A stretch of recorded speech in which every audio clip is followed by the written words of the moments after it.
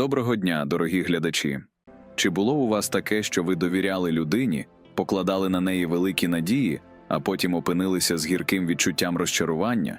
Можливо, це був близький друг, колега по роботі чи навіть член родини. Ви очікували від них певних дій чи поведінки, а вони вчинили зовсім інакше. Це боляче, це ображає. Це змушує задуматися, чому я знову і знову розчаровуюся в людях. Сьогодні ми разом відкриємо секрети давніх стоїків, які можуть допомогти нам подолати ці неприємні почуття і знайти гармонію всередині себе. А тепер уявіть на хвилинку, як би змінилося ваше життя, якби ви більше не відчували болю від розчарування в людях.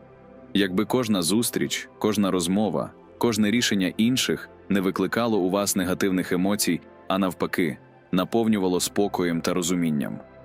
У цьому відео ми дізнаємося, що таке розчарування і чому воно виникає. Як стоїчна філософія пояснює наші очікування від інших. Конкретні кроки та практики, які допоможуть нам зменшити розчарування та знайти внутрішню стійкість. Ми розглянемо мудрість таких великих стоїків, як Марк Аврелій та Епіктет, і навчимося застосовувати їхні принципи у повсякденному житті. Ви дізнаєтеся, як приймати людей такими, якими вони є, і не дозволяти їхнім діям впливати на ваш внутрішній світ. Тож залишайтеся з нами, і разом ми вирушимо у захоплюючу подорож до самопізнання та внутрішньої гармонії. Підписуйтесь на наш YouTube та Telegram-канал і приєднуйтесь до спільноти тих, хто прагне жити усвідомлено та збалансовано. А тепер почнемо. Що таке розчарування і чому воно виникає? Кожен з нас хоча б раз у житті відчував розчарування в людях. Це почуття, коли наші очікування не збігаються з реальністю, і ми відчуваємо біль або сум через те, що хтось не виправдав наших надій. Але чому це відбувається так часто? Чому ми схильні покладати надії на інших людей? Розчарування може мати різні форми. Інколи це невелике розчарування, як, наприклад, коли ваш друг не прийшов на зустріч, на яку ви дуже чекали. Інколи це може бути щось серйозніше, наприклад, зрада з боку близької людини. Розчарування може торкатися всіх сфер нашого життя, від особистих стосунків до професійних взаємин. Воно може з'являтися у будь-який момент і мати значний вплив на наше емоційне і психологічне благополуччя. Причини розчарування можуть бути різними, але в основі завжди лежать наші очікування. Ми очікуємо, що інші люди будуть поводитися певним чином, що вони будуть розуміти нас без слів, підтримувати нас у важкі моменти і ніколи не підведуть.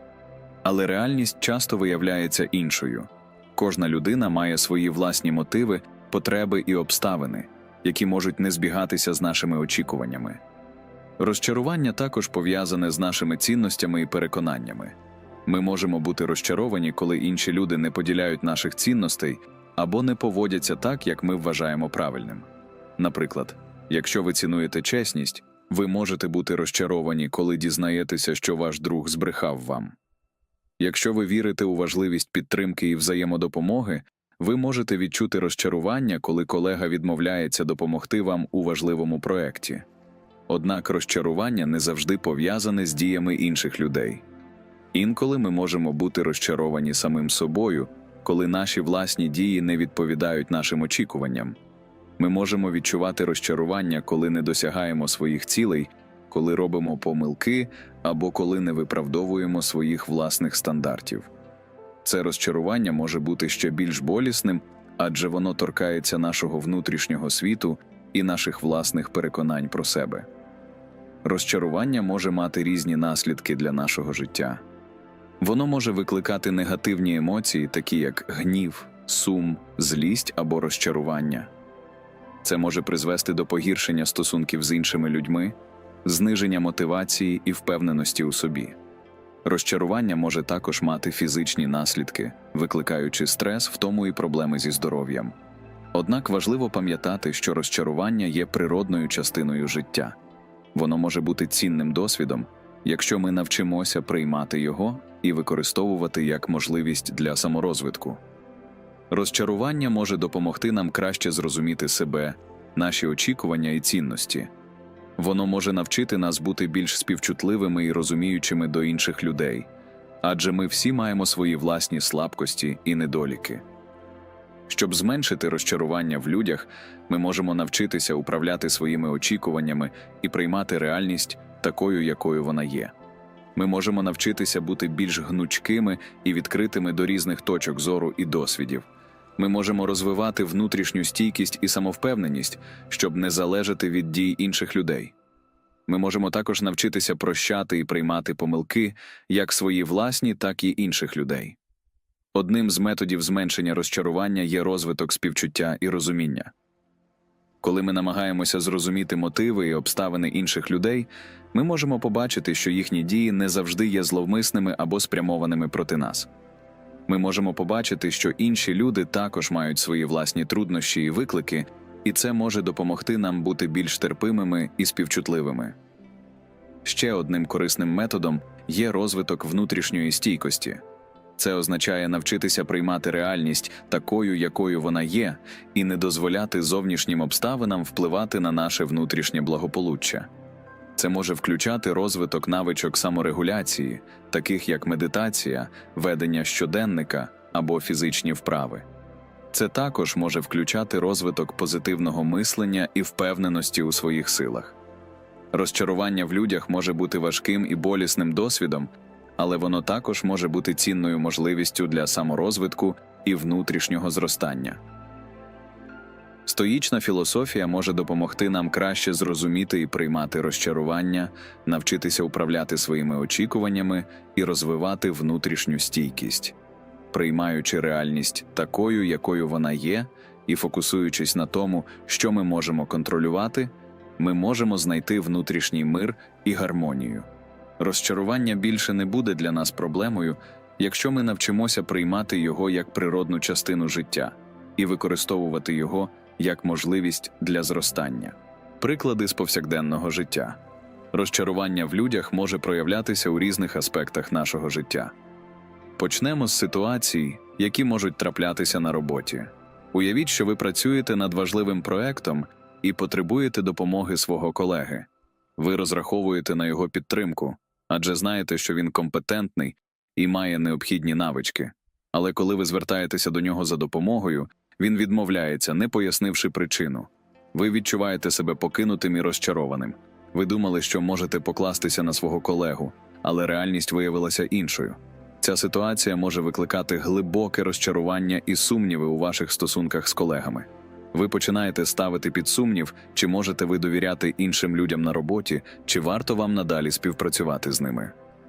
Це розчарування може також вплинути на вашу продуктивність і мотивацію.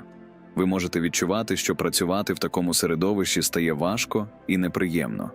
Тепер розглянемо іншу ситуацію, яка може статися у дружніх стосунках. Ви завжди вважали свого друга надійною людиною, на яку можна покластися у будь-який момент. Одного разу ви потрапляєте у складну життєву ситуацію і звертаєтеся до нього за підтримкою. Він обіцяє допомогти, але коли настає час дії, він відмовляється або просто не приходить. Ви відчуваєте зраду і глибоке розчарування. Ви починаєте сумніватися у щирості вашої дружби і запитуєте себе, чи варто продовжувати ці стосунки. Ця ситуація може викликати багато негативних емоцій. Ви можете відчувати гнів, сум, самотність і навіть злість на себе за те, що ви довірилися цій людині.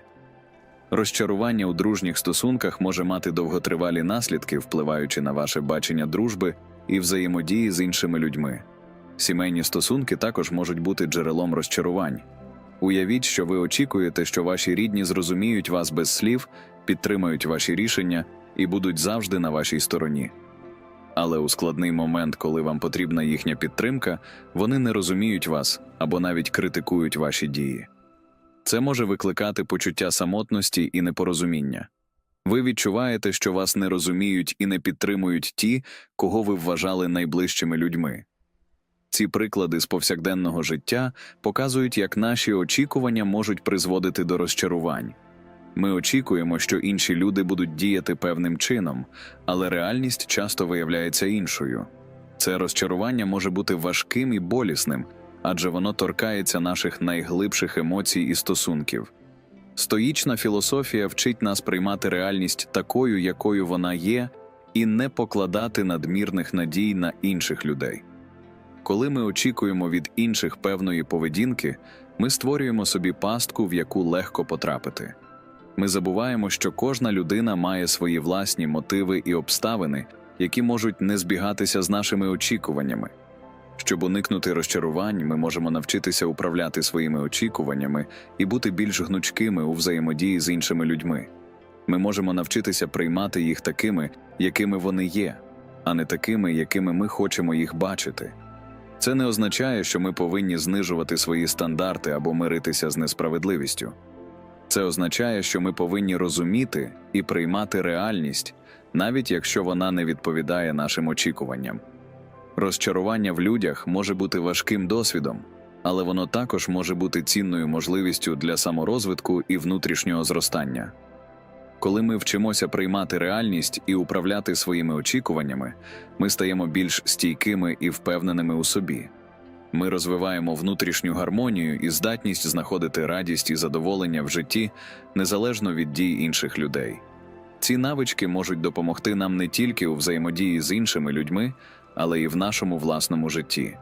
Коли ми навчимося приймати реальність і управляти своїми очікуваннями, ми зможемо зосередитися на тому, що дійсно важливо, і досягати своїх цілей без зайвих розчарувань і стресу. Ми зможемо жити більш повноцінним і гармонійним життям, в якому наші взаємодії з іншими людьми будуть приносити нам радість і задоволення. Стоїчна філософія про джерело наших розчарувань. Стоїчна філософія стверджує, що джерело наших розчарувань лежить у наших власних очікуваннях. Епіктет, один із найвідоміших стоїків, говорив: «Не те, що трапляється з вами, турбує вас, а ваша думка про це». Це означає, що наші емоції і реакції залежать не від самих подій, а від нашого ставлення до них. Коли ми розуміємо це, ми можемо почати змінювати свої очікування і, відповідно, зменшувати рівень розчарування в житті. Щоб краще зрозуміти цю концепцію, давайте розглянемо приклад. Уявіть, що ви зустрічаєтеся з другом, якого давно не бачили. Ви очікуєте, що зустріч буде приємною, і ви проведете чудовий час разом. Але коли ви зустрічаєтеся, ваш друг виявляється зайнятим і не дуже зацікавленим у розмові. Ви почуваєтеся розчарованим і сумним. Чому це сталося? Тому що ваші очікування не збіглися з реальністю. Якщо ми зможемо зрозуміти і прийняти, що наші очікування часто є нереалістичними або надмірними, ми зможемо зменшити рівень розчарування. Епіктет рекомендував фокусуватися на тому, що ми можемо контролювати, і приймати те, що не можемо. Ми не можемо контролювати дії інших людей, але можемо контролювати свої реакції на них. Марк Аврелій, римський імператор і стоїк, у своїх роздумах писав: «Якщо ти засмучений тим, що хтось вчинив щось несправедливо, запитай себе, чи не вчинив ти щось подібне». Це висловлювання нагадує нам про те, що ми самі не завжди виправдовуємо очікування інших, і тому варто бути співчутливими до інших людей. Ми всі робимо помилки, і ми всі можемо іноді підводити інших. Стоїчна філософія також підкреслює важливість прийняття реальності такою, якою вона є. Сенека писав про те, як важливо приймати людей такими, якими вони є, а не такими, якими ми хочемо їх бачити. Коли ми очікуємо від інших певної поведінки або реакції, ми створюємо ілюзію, яка рідко відповідає дійсності. Це не означає, що ми повинні знижувати свої стандарти або миритися з несправедливістю. Це означає, що ми повинні розуміти і приймати реальність, навіть якщо вона не відповідає нашим очікуванням. Розглянемо ще один приклад. Уявіть, що ви працюєте над проектом і очікуєте, що ваш керівник оцінить ваші зусилля і підвищить вас. Але, замість цього, він критикує вашу роботу і дає вам додаткові завдання. Ви почуваєтеся розчарованим і зневіреним.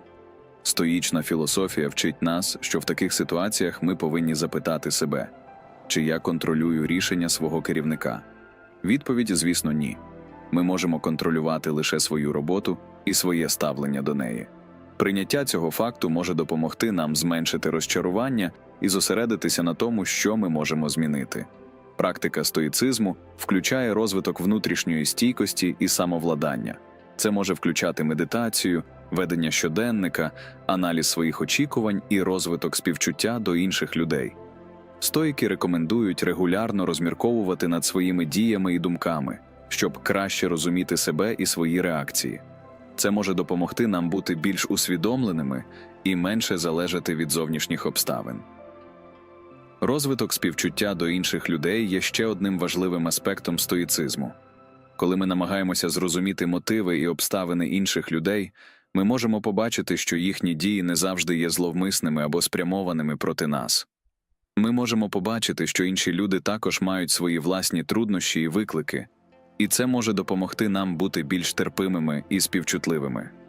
Ще одним ключовим аспектом стоїцизму є розвиток внутрішньої стійкості. Це означає навчитися приймати реальність такою, якою вона є, і не дозволяти зовнішнім обставинам впливати на наше внутрішнє благополуччя. Це може включати розвиток навичок саморегуляції, таких як медитація, ведення щоденника або фізичні вправи. Це також може включати розвиток позитивного мислення і впевненості у своїх силах. Розуміння і прийняття того, що ми не можемо контролювати все в своєму житті, може допомогти нам знайти внутрішній мир і гармонію. Коли ми навчимося управляти своїми очікуваннями і приймати реальність такою, якою вона є, ми зможемо зосередитися на тому, що дійсно важливо, і досягати своїх цілей без зайвих розчарувань і стресу. Стоїчна філософія може бути цінним інструментом для зменшення розчарувань у нашому житті.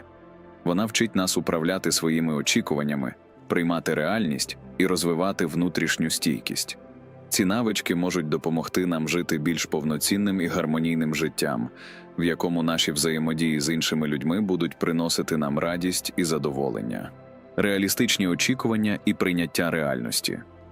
Одним із ключових аспектів стоїчної філософії є вміння ставити реалістичні очікування і приймати реальність такою, якою вона є. Це означає розуміння того, що не все в нашому житті буде відповідати нашим бажанням і надіям, і що реальність часто відрізняється від наших уявлень про те, якою вона повинна бути. Уявіть собі ситуацію, коли ви плануєте важливу подію, наприклад, весілля або ювілей. Ви вкладаєте багато часу, енергії і ресурсів, щоб все було ідеально. Але в день події щось іде не так. Погода погіршується, один з гостей запізнюється, а їжа не така смачна, як ви очікували. Ви відчуваєте розчарування і смуток, адже ваші очікування не збіглися з реальністю. Стоїки вчать нас, що ми повинні бути готовими до таких ситуацій. Ми повинні розуміти, що не все підвладне нашому контролю і що реальність може бути непередбачуваною. Це не означає, що ми повинні перестати планувати або прагнути до кращого, але ми повинні бути готовими прийняти будь-який результат. Одним із методів, який стоїки рекомендують для розвитку цього підходу, є практика негативної візуалізації.